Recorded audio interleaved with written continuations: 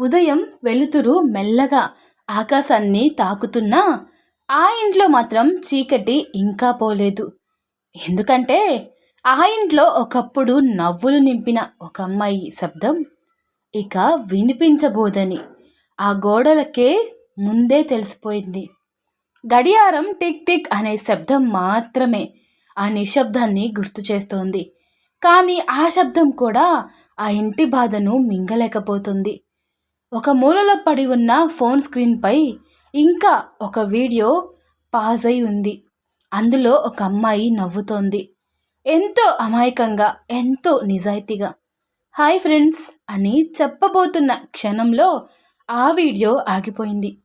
కానీ ఆ నవ్వు మాత్రం ఇక ఎప్పటికీ పూర్తి కాదు.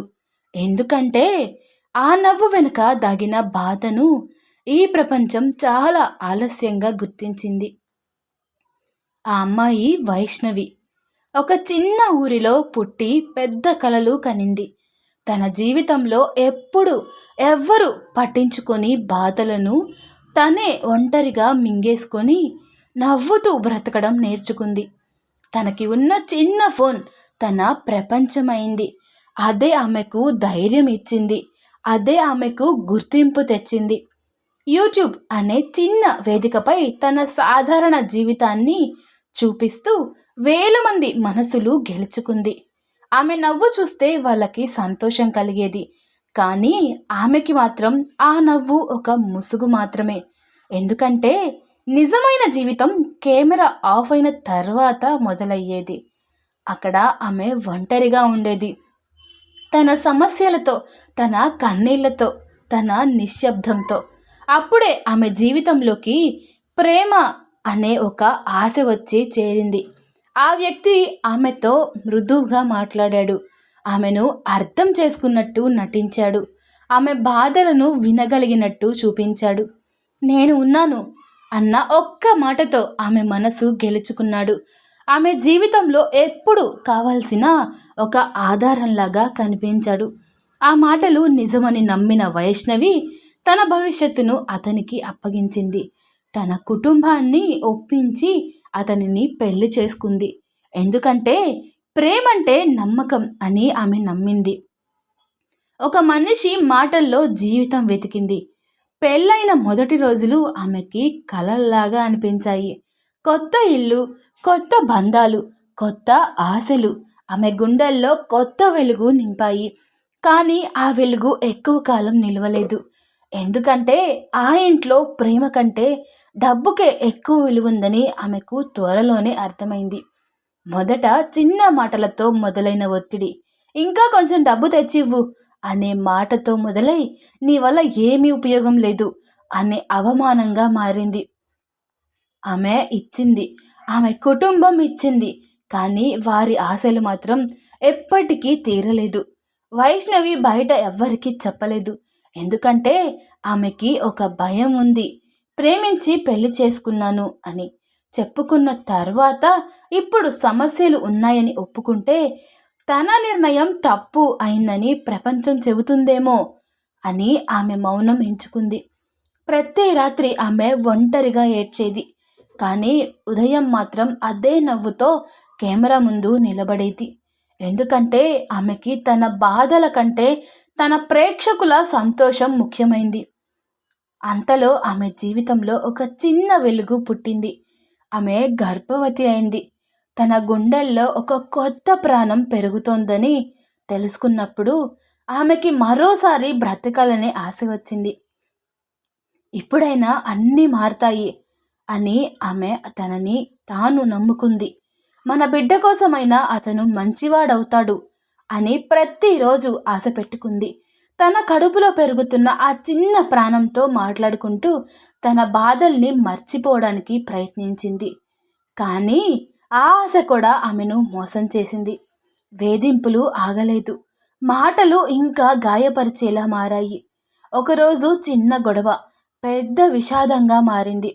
ఆ రోజు ఆ ఇంట్లో వినిపించిన కేకలు సహాయం కోసం కాదు, బ్రతకడానికి చివరి ప్రయత్నం. కానీ ఆ కేకలు గోడల మధ్య ఆగిపోయాయి. బయటకు రాలేకపోయాయి.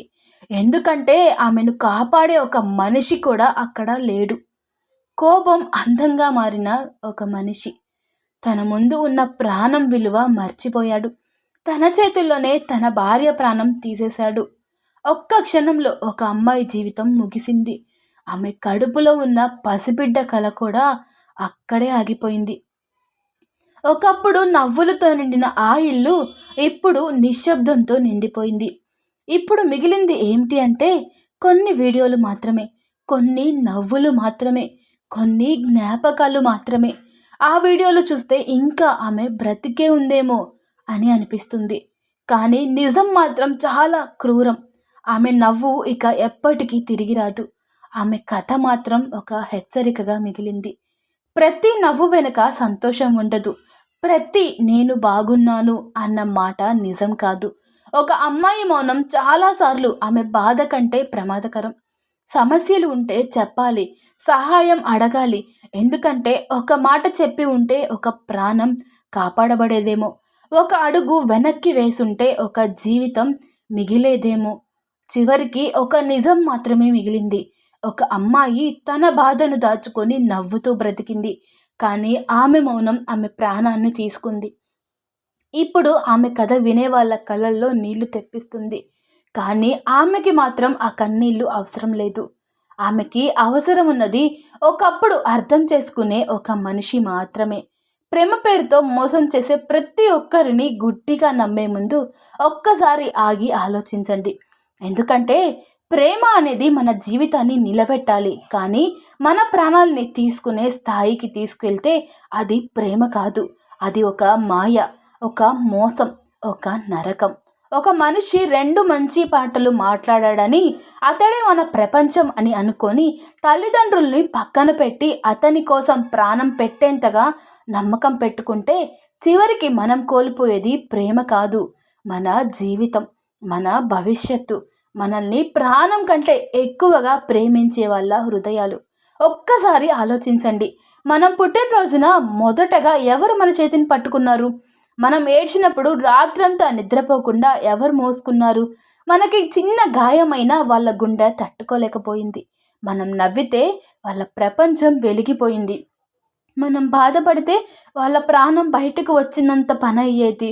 వాళ్ళే మన తల్లిదండ్రులు. అలాంటి వాళ్ళను మర్చిపోయి ఒక అన్యుడి మాటల కోసం మన జీవితం మొత్తం పెట్టడం ఎంత పెద్ద తప్పో ఒక్కసారి మనసులో అడగండి. ఒకరోజు ఏదైనా జరిగిపోయింది అనుకోండి.